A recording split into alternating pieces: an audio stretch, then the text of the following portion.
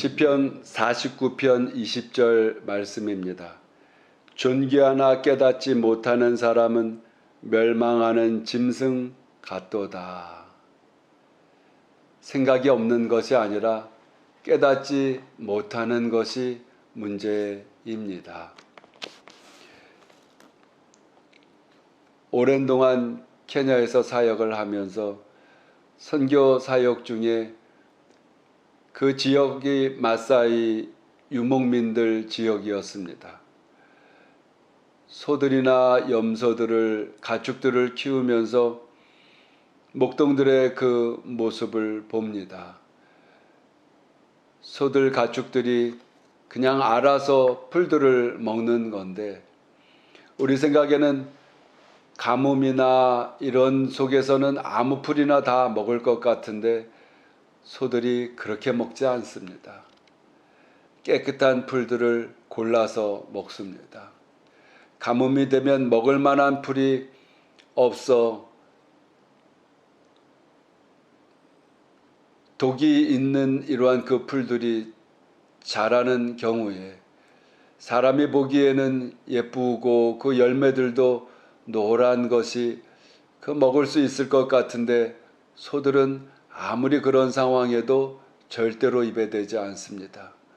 또 뿐만 아니라 이 소들은 깨끗한 풀만 먹습니다. 옆에 개들이나 이러한 그 짐승들이 변을 보고 난 그 자리에 근처에 있는 풀은 아예 대지도 않습니다. 그래 자기가 먹어야 될 풀, 그렇지 않은 풀들을 소들이 생각하며 다 먹습니다.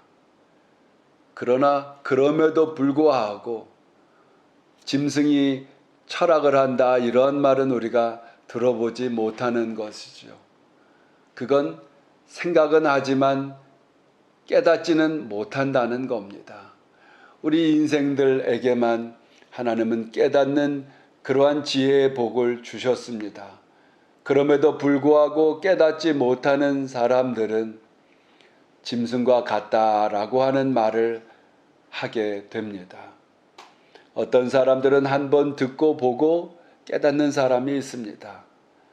어떤 사람은 매 맞고 또 다음에도 맞아야 깨닫는 사람이 있어요. 또 어떤 사람은 다 잊어버리고 나서 깨닫는 사람들이 있습니다. 그나마 깨달으니까 이러한 것들은 다행일 수도 있습니다. 그런데 죽음에 임박해 깨닫는 안타까운 사람도 있습니다. 사고들을 만나서 그만한 시간을, 기회를 갖지 못하는 사람들의 이러한 모습들도 있습니다.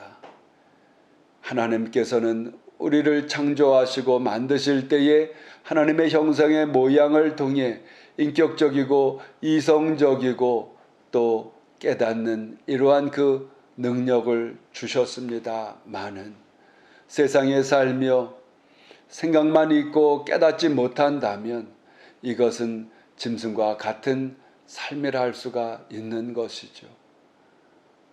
우리 인생은 예행 연습이 없습니다. 90살이고 100살이고 다 살다가 내 삶이 잘못되었구나 싶어서 첫 장부터 다시 넘어가며 살 수 없는 것이죠.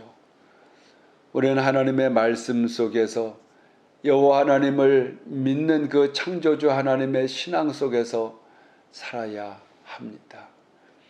성령을 의지하며 살 때에 보혜사 성령님의 그 의미 뜻은 우리를 지도해 주신다는 겁니다. 지혜가 없을 때 필요로 할 때에 지혜를 주시고 능력이 필요로 할 때에 능력도 주시고 힘도 주시고 용기도 소망도 성령님이 주신다는 것입니다. 우리 인생은 하나님께서 마련하신 이 구원을 깨달으며 살아야 합니다.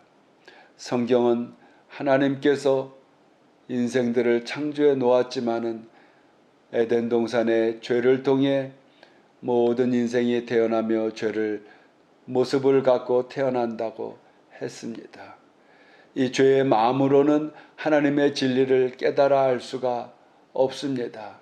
인생을 살며 하나님의 지혜를 통해 바른 길, 잘못된 길, 참된 길, 거짓의 길을 온전하게 분별하며 살 수가 없습니다. 그러므로 우리는 하나님을 의지하고 생각도 하고 깨닫기도 하는 이러한 그 하나님의 은혜로 살아야 합니다. 어리석은 자는 나쁜 것들을 보고 배워 행한다고 했습니다.